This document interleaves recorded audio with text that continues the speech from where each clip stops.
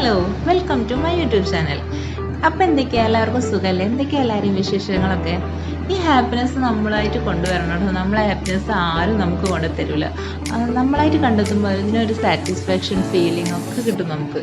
കാരണം എന്താ വെച്ചാൽ നമ്മളെ ആരും ഹാപ്പി ആക്കിക്കൊള്ളണം എന്നൊന്നുമില്ല. ആ ഹാപ്പിനെസ്സിന് ആക്കിത്തരുന്ന ഹാപ്പിനെസ്സിന് നമുക്ക് അത്ര സാറ്റിസ്ഫാക്ഷൻ കിട്ടിക്കൊള്ളണമെന്നില്ല.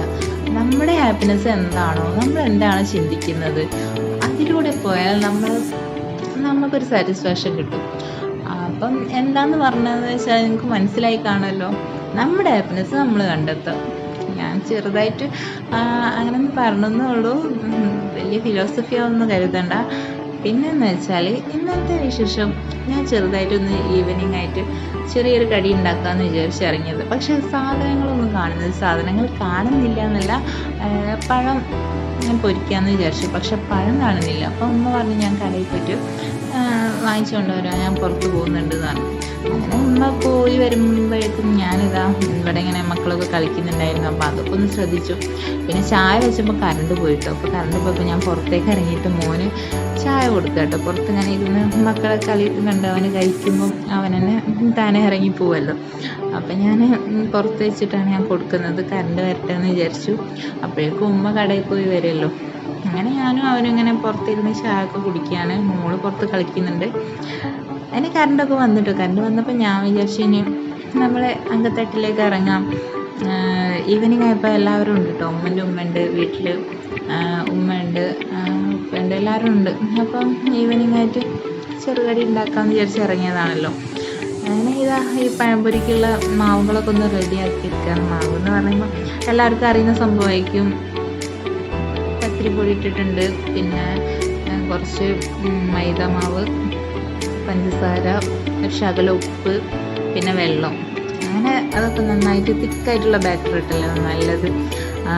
അത് ലൂസായി പോയാൽ അത് കുറച്ച് എന്താ പറയുക, നമ്മൾ പഴംപൊരിൻ്റെ ഒരു സ്ട്രക്ചർ തന്നെ മാറിപ്പോവും.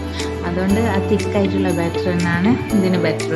പിന്നെ ലാസ്റ്റ് ഒരു സാധനം ഞാൻ മറന്നു പോയിട്ടോ, കരിഞ്ചീരകം.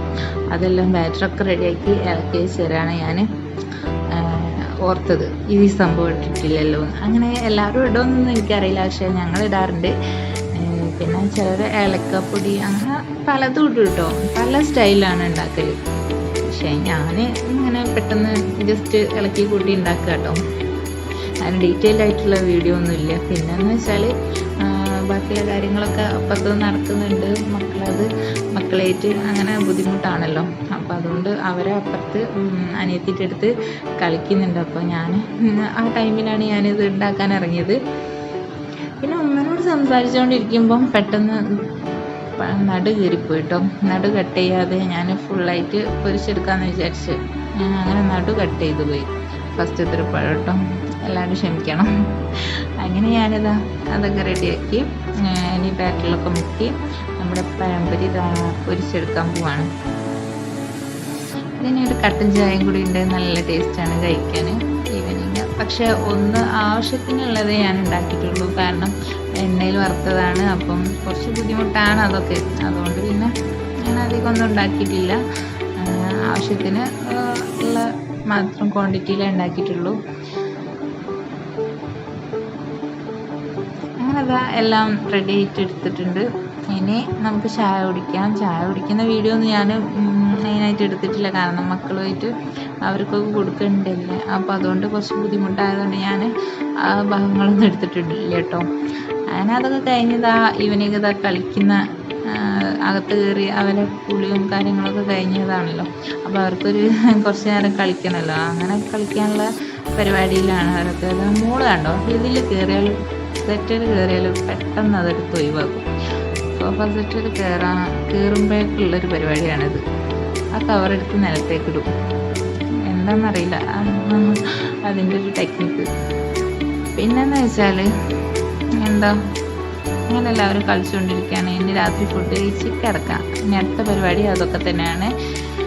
പിന്നെ അതിൻ്റെ ഇടയ്ക്ക് അതിൻ്റെ കണ്ണട ഒന്ന് അവൾ വലിച്ചപ്പോൾ ഞാൻ അവളോട് ഇങ്ങനെ ചെറുതായിട്ട് ഉറച്ചിക്കൊണ്ടിരിക്കുകയാണ്. അവൾ ഇങ്ങനെ കണ്ണൊക്കെ വന്ന് ചിമ്മി ചിമ്മി ചിമ്മി കളിച്ച് വിരുമ്പി വരുന്നുണ്ട്. പിന്നെ ഞാൻ ചിരിച്ചപ്പോൾ അവൾക്ക് റെഡി ആയിട്ടോ.